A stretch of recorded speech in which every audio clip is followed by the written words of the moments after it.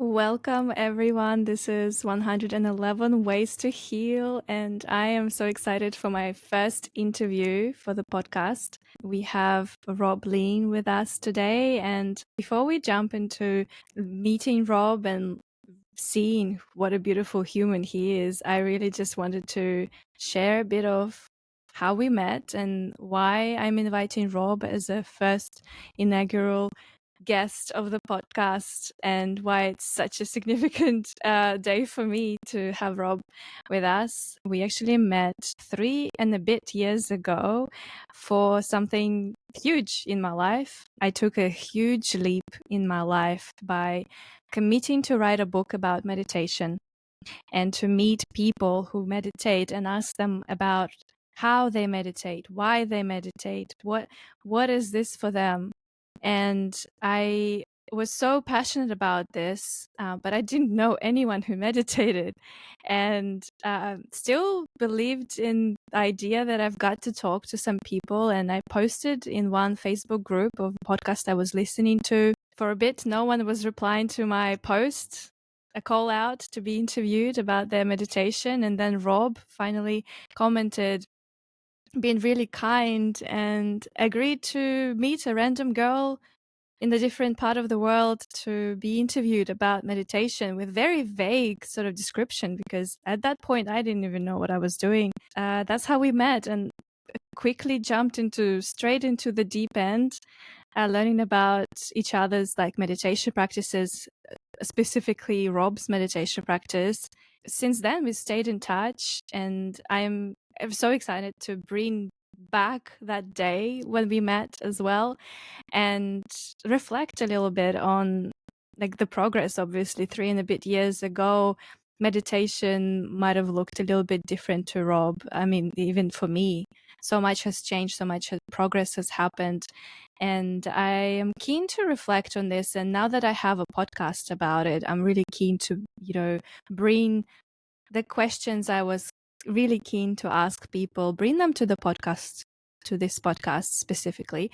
But again, sorry, Rob, to do this to you, but before we jump into Rob's introduction, I wanted to show something, which is really special, and I'm so glad I did this. Rob, this is a cute surprise for you as well. Let's watch this little video for a second. It's like 20 seconds. So I have recorded my first interview for the book. My first interview. This is so exciting. This is Rob. He's from UK, and he was so generous to offer his time and interview for this book. And believe in me, I'm so excited.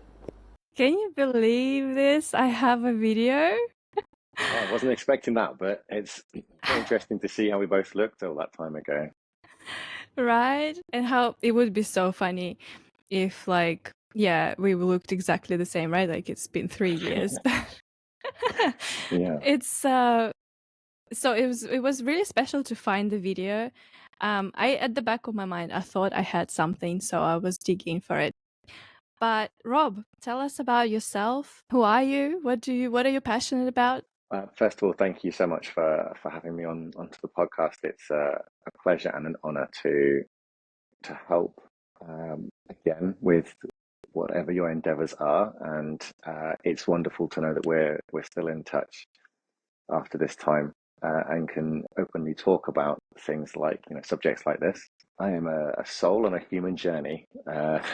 It's been an interesting journey over the last 3.5 years as I continue to learn about what I'm to do, what my purpose is, if that is a thing during this life. I currently work in a standard office job, as I did back then as well, but I have learned a bit more about what path I wish to take, which does actually include, this is news for you, includes a year-long course on becoming a holistic coach. So that's going to be starting in September, which will cover a lot of things, including things like breathwork, meditation, NLP as well as some indigenous education as well, which I think is going to be very interesting and useful.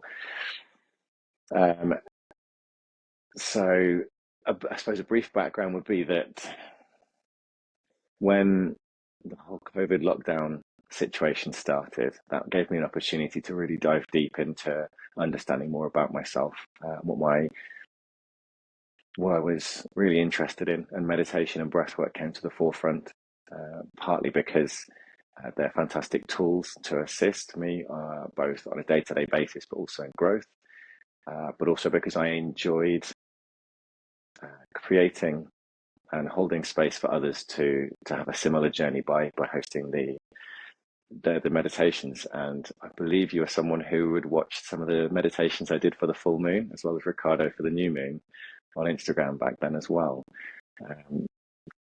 I don't do those at the moment, but meditation is still a part of my life in different ways. It's not just sitting down with my eyes closed for half an hour. And I'm interested to see which direction things continue to go with regards to me in general, but also meditation and how it plays a part in my life. It's quite amazing that tomorrow is a new moon. I definitely feel the energy. And reflecting on those meditations that you were hosting with Ricardo, I have taken away so much from them. It was definitely one of my first ever connections to moon cycle through your meditations, and was such a beautiful just learning opportunity for me. And I have definitely still stayed connected to the moon cycle, but that started with you. Literally, I have never even considered to do that before. But you're really excited to see how your journey unfolds, and let's see how it has already unfolded, because you literally can do that. Let's take you back 3 years ago on where you were. So the book that I am still writing and collecting interviews about people's meditation practices has 5 questions, and every person answers each question in their own special way. I have saved 4 questions for us. So one of them is a surprise. If you wanna know the story, you'll have to buy the book, but let me write it first. We'll dive into the first question.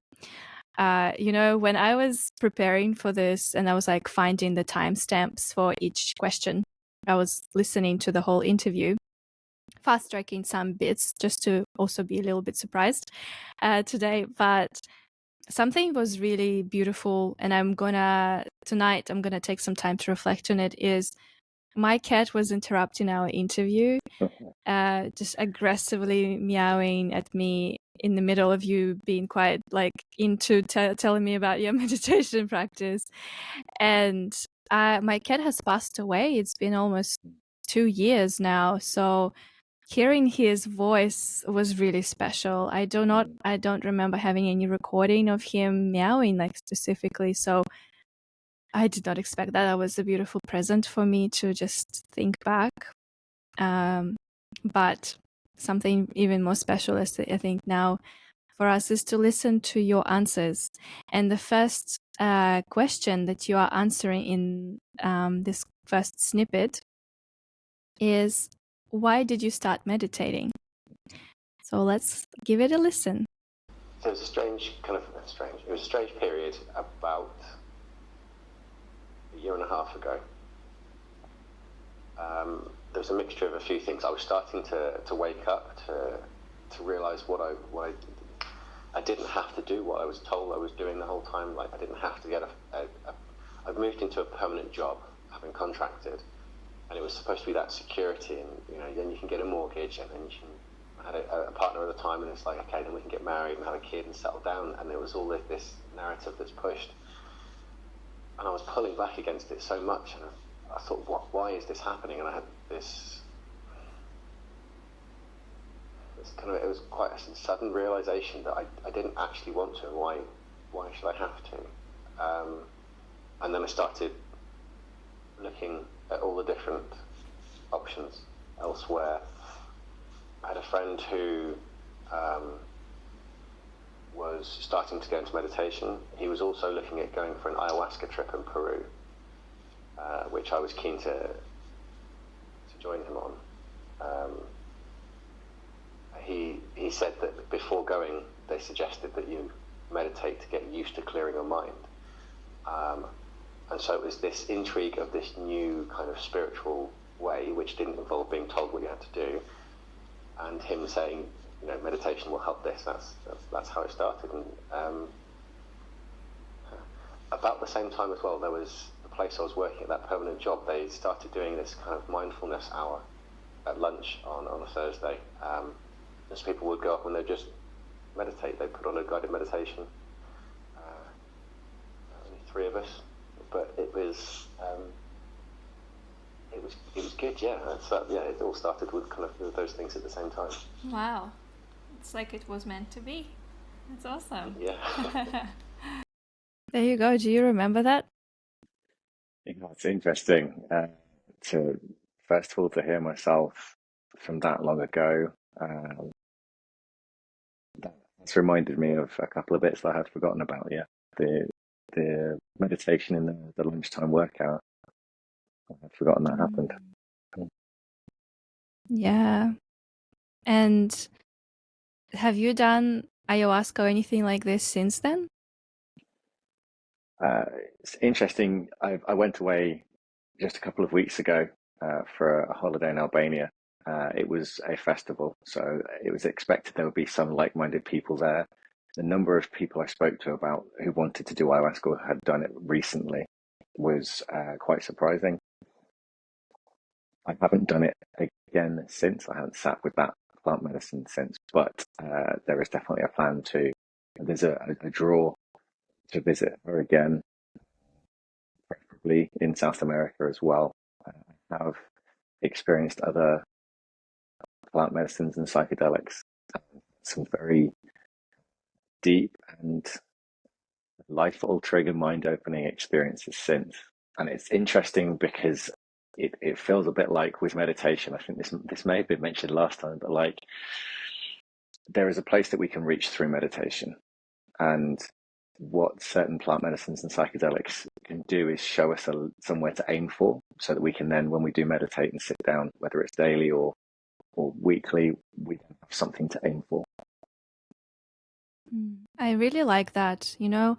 I have not done psychedelic, any sort of substances, but my only reason why I want to is to know where, to experience it, to then know what I'm aiming for. And that's purely like the reason, and that's probably one of the reasons why it's been taking me a while. But I completely agree with you, and that's one of the reasons why I believe that addiction to continuing to it's very hard to be addicted to the plant medicines, but in a way it also helps to numb out with some of them. So some people continuously use them, but for me, I definitely find that if you know what you are aiming for,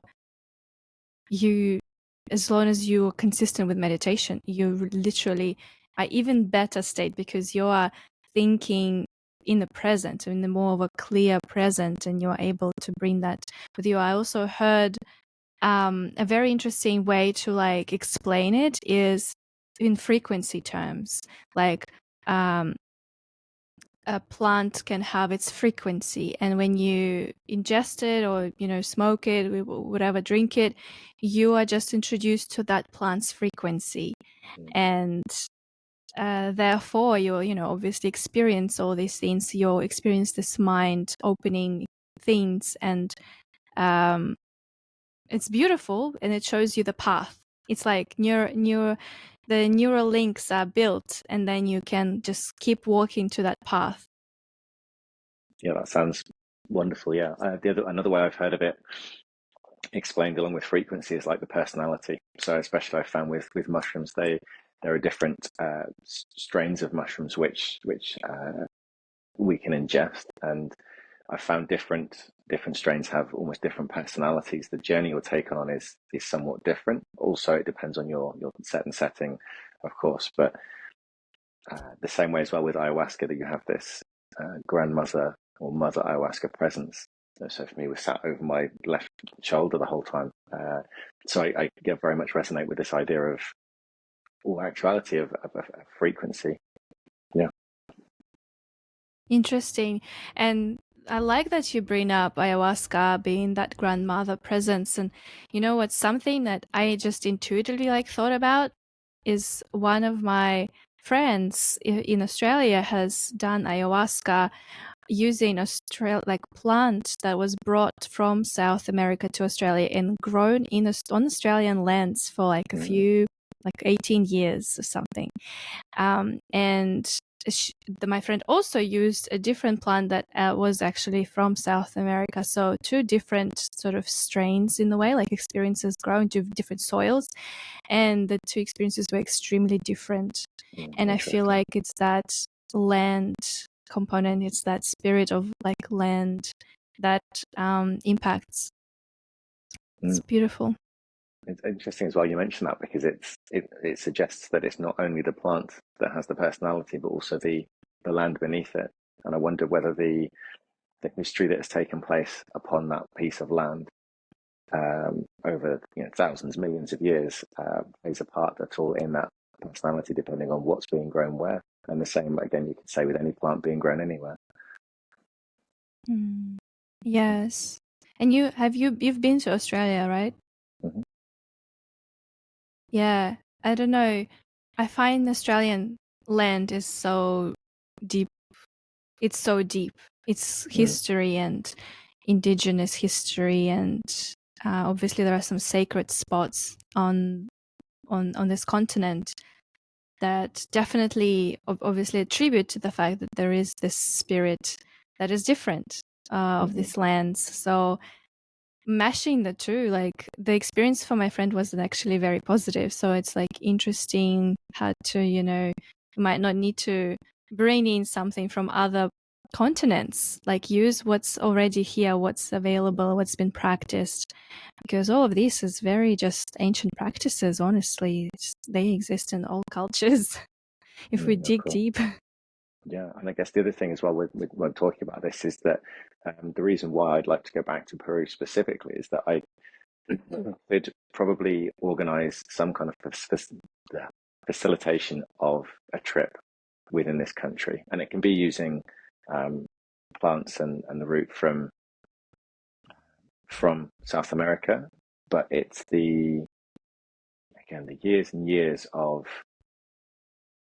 the surroundings. So the sounds of the Amazon jungle around you, the sound of the toads at night when the light drops, and the warmth is part of the experience. Whereas doing it in midwinter in the middle of Europe, for example, would be a very different experience.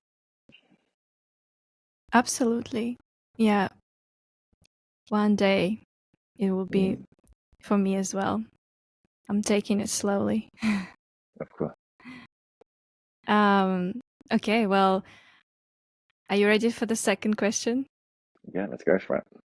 Well, how often do you meditate now? I aim to go for daily.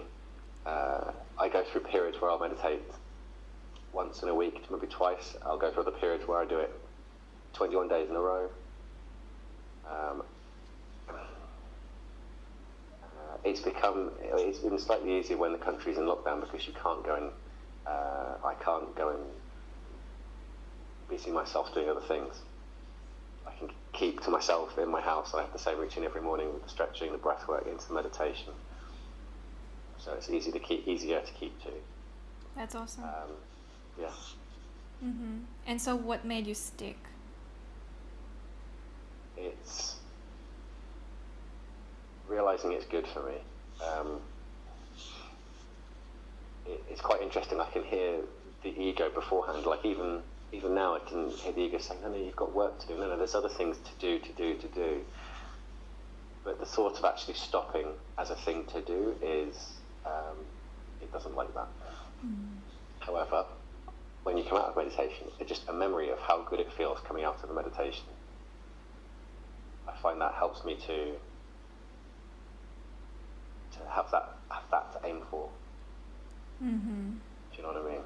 Like, so if I'm struggling and thinking I don't want to meditate, then just think, okay, just put myself in that position. Okay, what does it feel like when I finish the meditation? That peaceful, blissful state, and you think, yeah, that's a reason to do it. Part of the reason I keep doing it daily as well, the thing that pushes me is the masculine side of me, which is the kind of the tick list, the wanting to get a streak of number of days in a row, the competitive kind of side of me, the bit that wants to be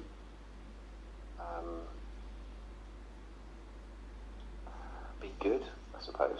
Doing things that's good for me, the same thing that keeps someone on a diet, I suppose. Yeah, well that's a good quality to have as well. As long as it doesn't take you over, yes. Yeah. Do you meditate daily now? No is the simple answer to that. So it's a similar answer to what I gave at the start. I have periods when I will meditate. It's a flip round there. There's periods I'll do it once or twice a week. There's times I won't do it 21 days in a row. It's been an interesting journey, and it was interesting to listen to that, and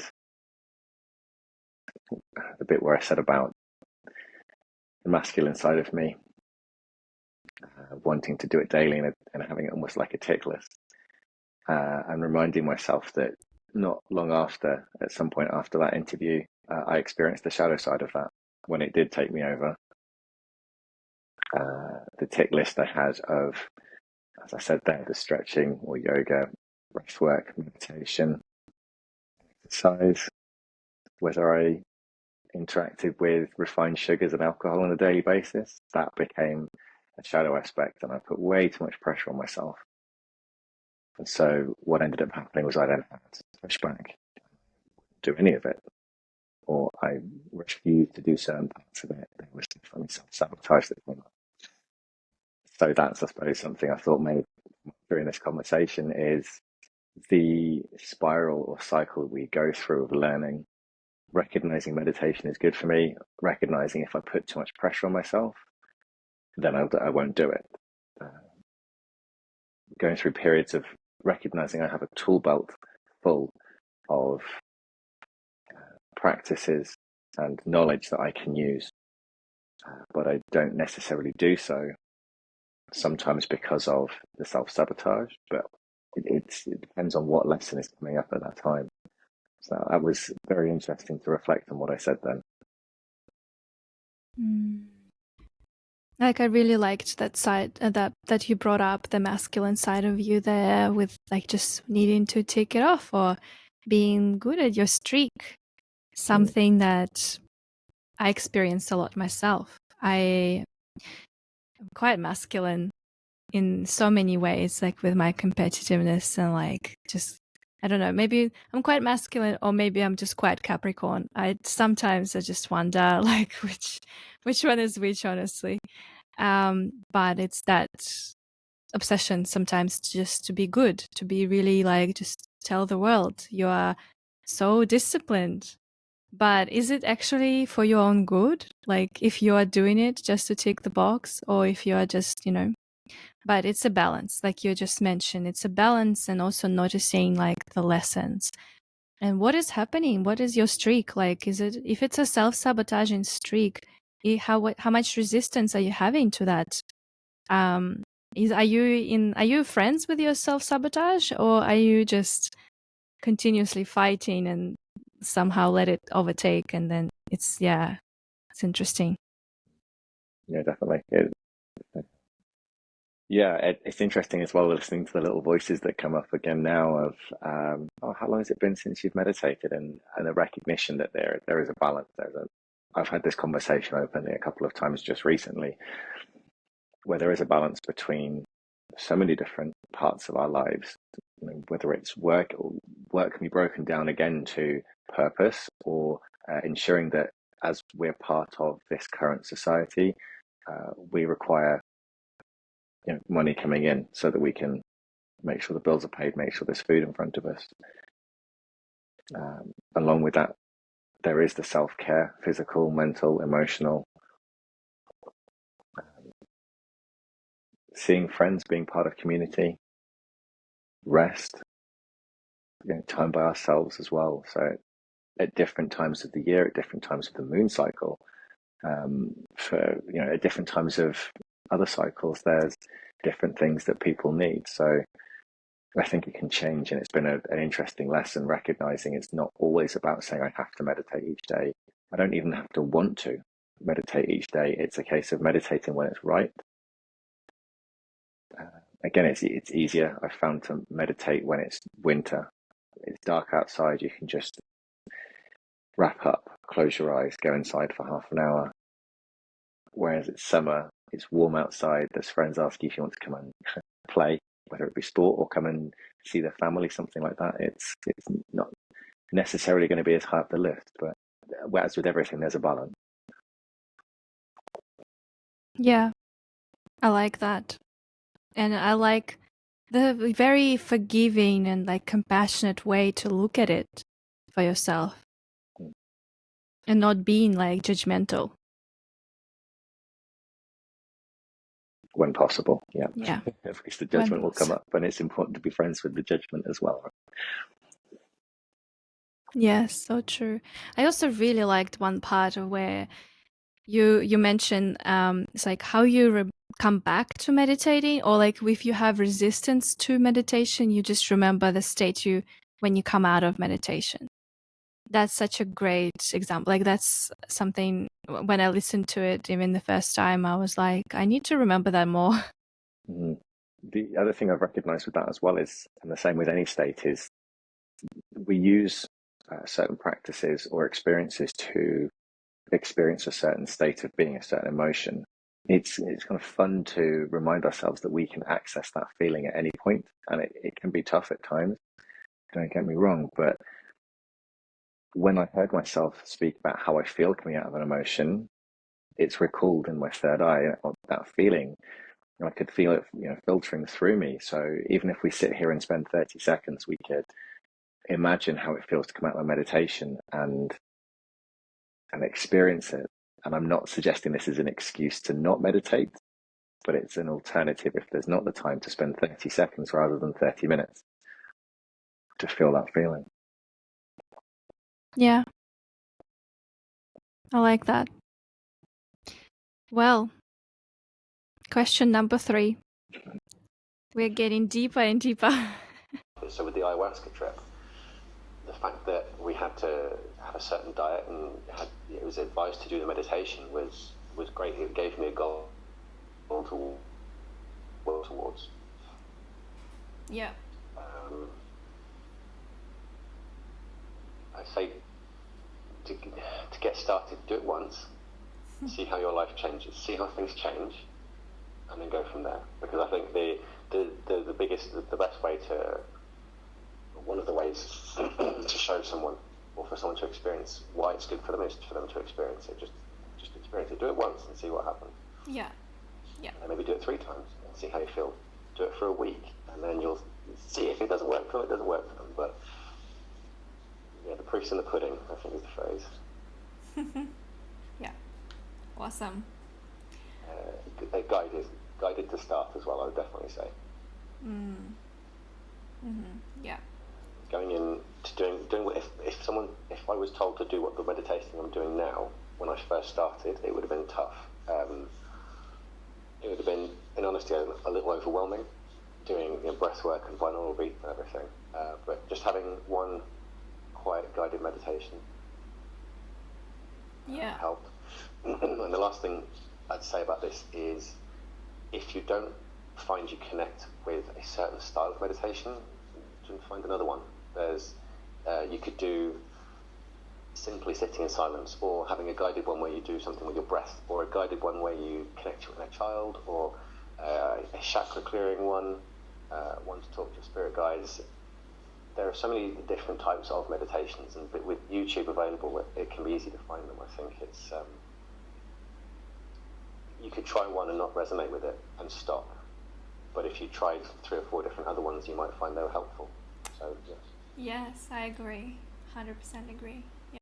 So obviously this part was about advice for someone who's studying meditation of what to do. Do you have any other advice? I'll first start by, if you didn't see me nodding along as I was listening to myself, which was quite a fun experience. I think the same still applies for each of those, definitely. Uh, the other thing that came to mind whilst listening was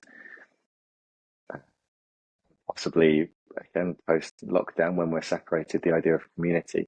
Um, it can be daunting for some people to start meditation by themselves, but whether it's accountability or support or guidance in person, uh, I think that being part of a community that meditates, if it's into a Buddhist meditation center or a different, just anywhere in the local town or village, or just having a couple of friends who are happy to sit and meditate with you. And I think recalling the experiences we went through when I would, or Ricardo would lead a meditation, we would then offer people, whether it was in the chat or in a different platform afterwards, we'd talk about what we'd experienced during the meditation, which I found helpful to process what had come up, and but also to feel that sense of community, feel supported and held. So I'd add, community to that as well. Yeah, that's great. It's tricky though. When I was starting out, I didn't know anyone who meditated, and that's why guided meditations or like podcast and finding people who like resonate with things I listen to was really helpful. And something else you mentioned in the recording, I thought it was included, but looks like it wasn't. So maybe it was somewhere probably just random and hard to insert. But you also said something along the lines of accountability as well, and either having like even Zoom meditations together or just telling each other you're doing this. And I actually have been doing that since October last year. I was part of the group chat for a bit with just a couple of people. We met online and we just resonated on some topics and like kept in touch, literally just like with you, kept in touch with just different topics. And then one of the friends started a group chat as accountability to meditate daily and just post the proof, either a screenshot of guided meditation or just like a tick on your calendar that you did it. And I did that for a while. And you know what? It actually really helped me to set up to do this daily. I'm at the stage where I do need it daily for discipline. But also a couple of months into it, I realized I really want to talk to someone about my meditation. And luckily, one of my friends, she also felt like she wanted to start daily meditation. She needed accountability buddies, so I buddied up with her, and we not only just tell each other that we meditated daily, we might not meditate together, which now that I've listened to that recording, like what you just said, I might actually suggest that to her. But we just share our takeaways from meditation, how we felt, like what came up. And that's definitely a missing piece that I was craving a little bit, to like share this, like hear someone else's experience, to really reflect. And we learn so much by just listening to someone. So helps me, like that really helps me. Yeah, it sounds great. It's wonderful to have someone, I think, to share it with, whether that's a partner, a friend, or even someone you've never met before in person. Yeah, I think that is very helpful. And I'm curious, I mean, you don't have to answer this question and I can cut it out totally, but I'm just curious, do you meditate with your partner? Yeah, sometimes we do. It depends again on what else is happening during that morning, and it's not something, I'll be honest, it's not something that I've been doing regularly recently, and I will admit I can feel this little bit of shame that's come up inside of me here. I'm aware things are very different now than they were those years ago.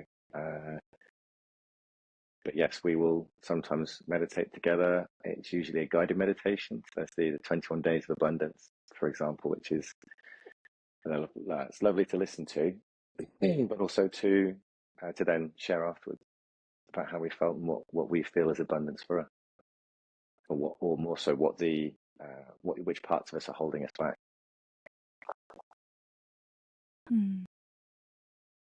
Yeah, that's beautiful. I was joining your meditations when you were doing the full moon and new moon meditations. I was doing them with my ex-husband. That was really special as well. Like, I feel like meditations with your partner are such just deep practice to deepen your connection and experience and just be able to reflect together. That's really cool. There's one other thing I'll add actually, which almost skipped my mind, which is there's a book of meditations my partner has, and what we'll sometimes do is whether it's early morning or just before bed, one of us will read the meditation out and the other one will close their eyes. There are some questions at the end which prompt something like what's holding you back, or what societal imprints are causing you to hold yourself back, or something like that. So it's quite interesting to have that reflective time and to support each other through these meditations. Wow. Oh, that is really cool. Is it called Book of Meditations? No, I can't remember what it's called. In honesty, it's based around it's based for women, so it's mostly me doing the reading, but it can be adjusted for other things. So when it's to do with your womb space, for example, I will read that one. But when it's to do with other things, interactions that are more neutral, then I can join in. Cool. Such a healing thing to do with a partner. That's beautiful. Wow. Thank you for sharing a bit of that with us. That's okay. Well, we are coming up to the last question from the interview we did 3 years ago. So this question is, so again, context wise, you were the first interviewer. So this was my first time like hearing the response to my questions. And I don't remember if I told you that at the interview, because I was only starting in the space of being woo-woo, spiritual, like, talking openly about intuition, but like each question came to me in meditation. So I didn't even fully process like what they meant. So the next question was like inside, I was just jumping up and down because like that was the exciting question that I really wanted to include. And I wasn't sure if it fits. And the way you just took it and the way you answered it was literally what I was wanting to see, like in terms of what it would be. And thank you for giving that answer. I hope you like that answer as well. Let's listen to it. What one thing that changed your life, but you didn't expect it would? Oh, that's an interesting question.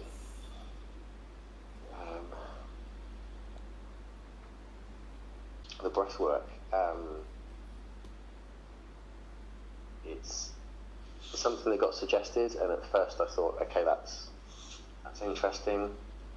I did it a bit, and it had a bit of an effect on me. I then started doing that daily. I had one interesting trip when I was commuting to work, and I was doing the breath work, and I did the third round of breath work, and then got hit with this huge, whatever it was, and I was kind of trying to drive at the same time and had to very much focus on the road. That was the only time that I did that, and it very almost changed my life in a different way if I'd have crashed the car. So I definitely don't breath work when you're driving. But the breath work has expanded for me. The different types of breath work, where you have this Wim Hof style, just simply being with the breath, which can be overlooked by me sometimes. The holotropic breath work you can do as well.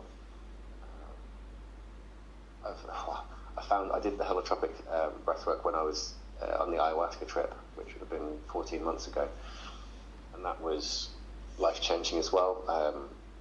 You get this, again, the hit of the DMT that's produced in your brain. It's quite profound, but with it, it brings up and through a trauma that you were asked to write down something that had caused us pain in childhood.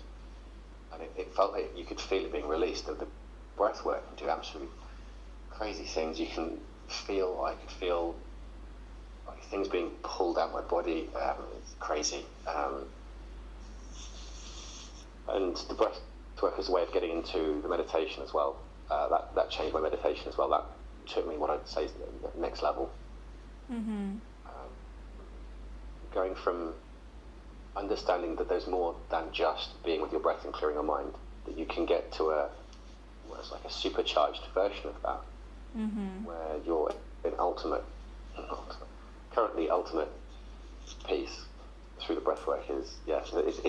It's given so much to my life, and it's also led to something where I hope to have a career helping others with it as well, which is life changing in itself. Yeah. Yes. Yeah. Oh, I can't wait to try this with you. Really excited. It's interesting. Full circle. Absolutely. Do you do breathwork now?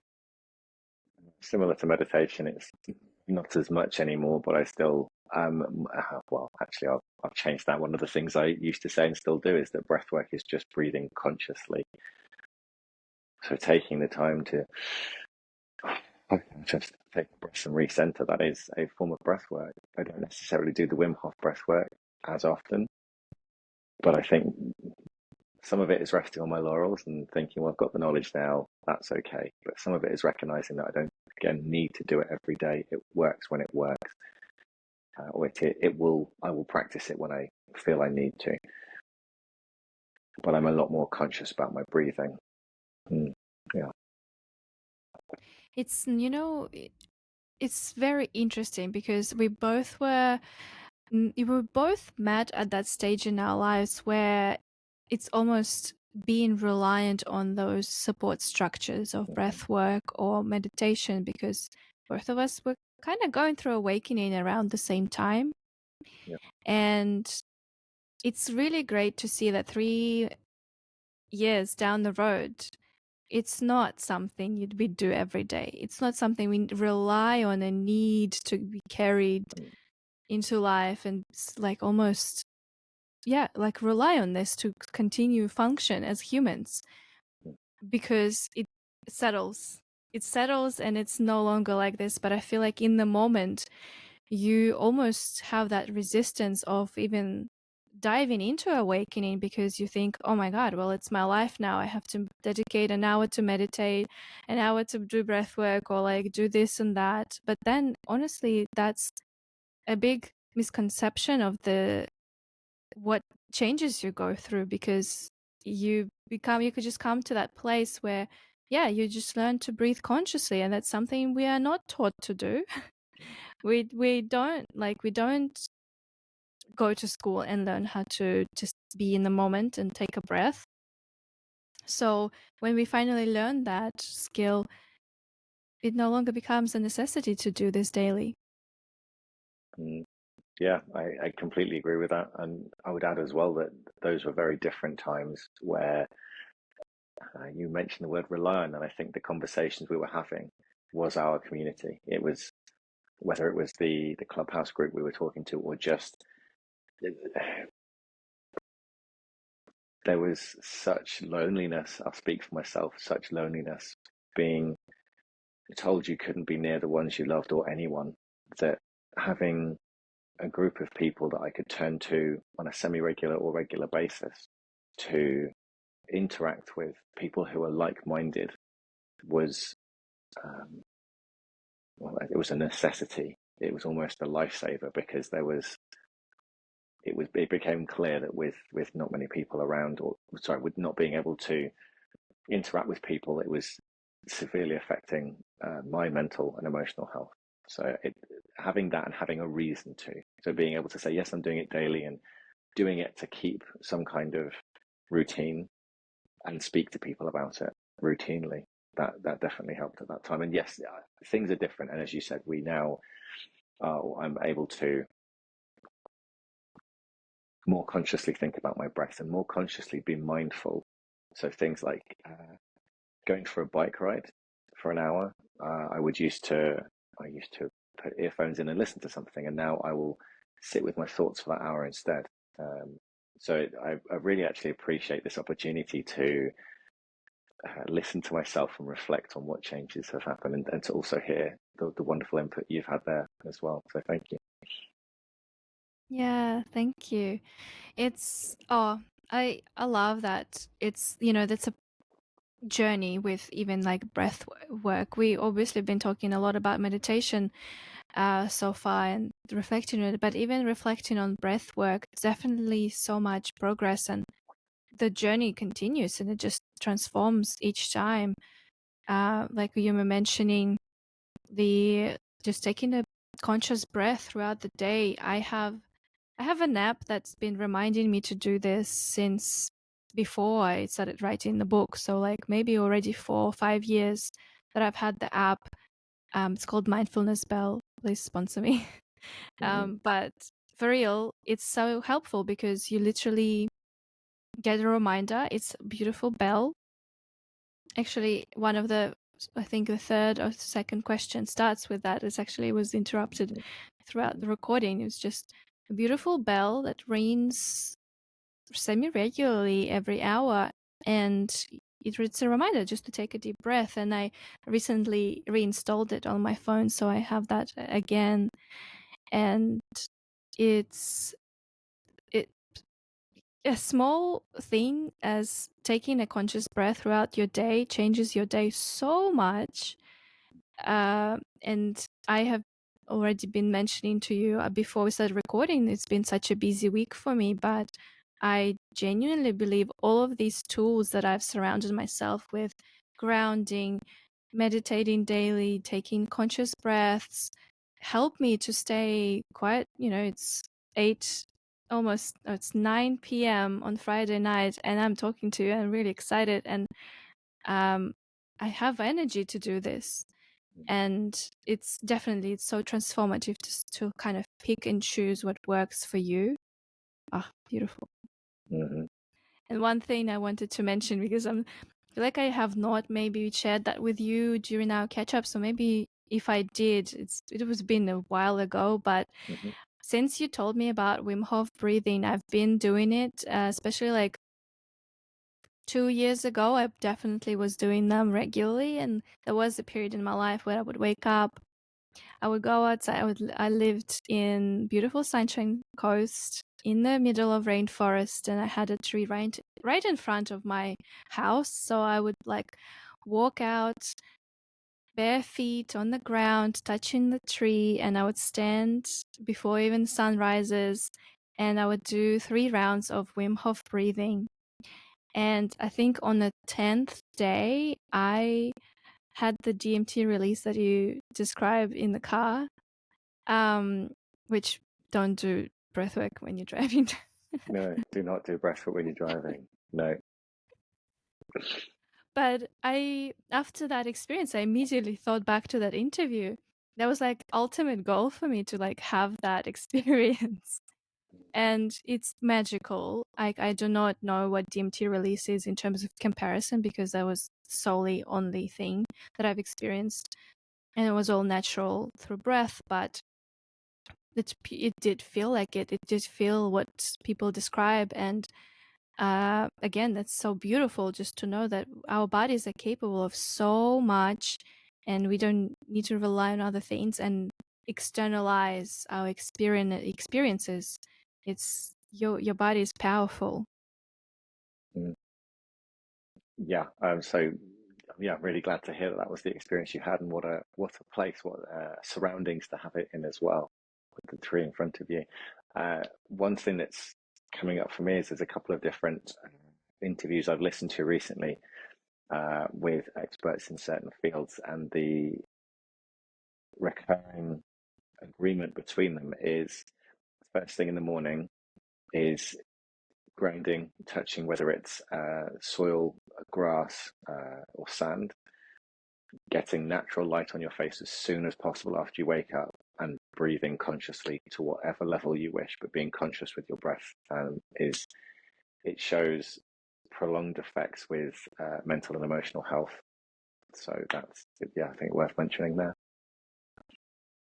Gosh, I'm listening to this and I'm just thinking, how on earth am I gonna get out at 1 degrees in the morning in Melbourne in the middle of winter to You don't do need a all of cold that? Because shower. that sounds really good.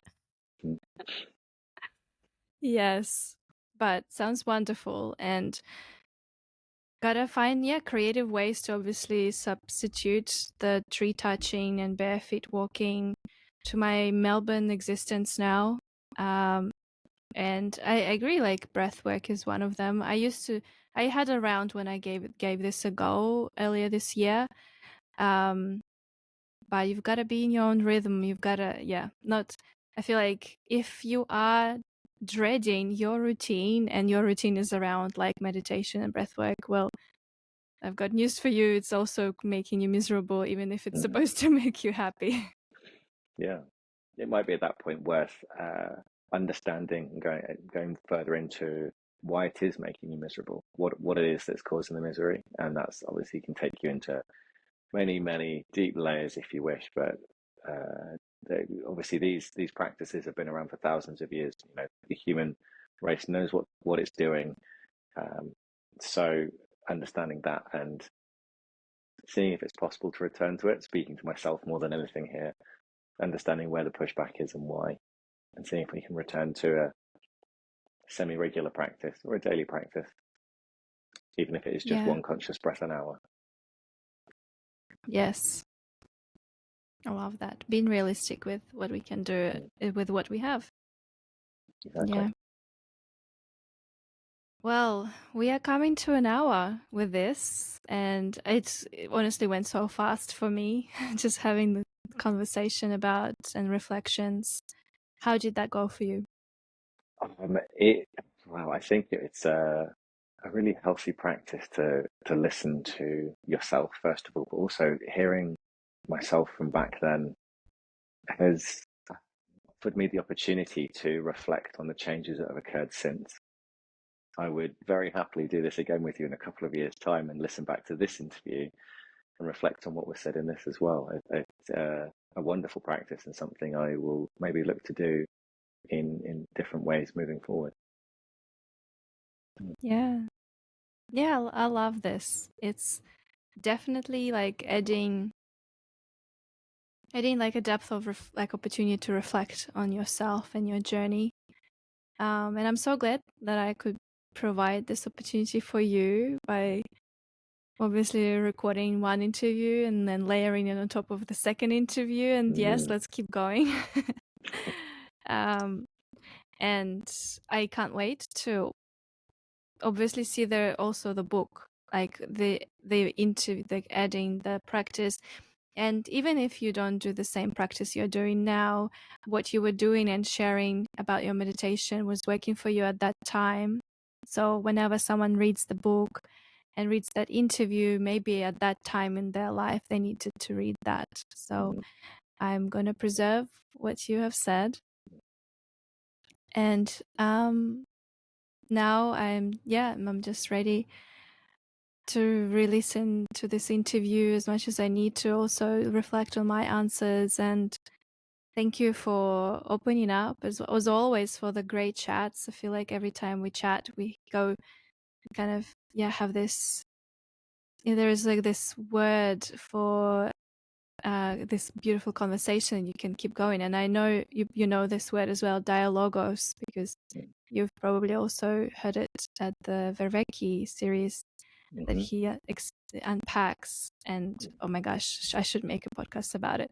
But it's just having this natural flowing dialogos. I don't know how I would say it. Dialogos with you is special, really special. And again, we haven't met in person. We probably would. Next interview would have to be in person. Yeah, that sounds a good idea actually. Whether you come over here, if I don't really need an excuse to go over to Australasia, so that sounds good. Yeah. Oh, maybe I'm in Peru. Or Peru, yes, that's another idea. Yeah. But thank you again for coming, for dedicating time to do this with me. And as always, like trusting in me. I feel like, again, you trusted in my book, being the first to be interviewed. You believed in idea of being on a podcast. And again, thank you for agreeing to do this. It's really nice of you.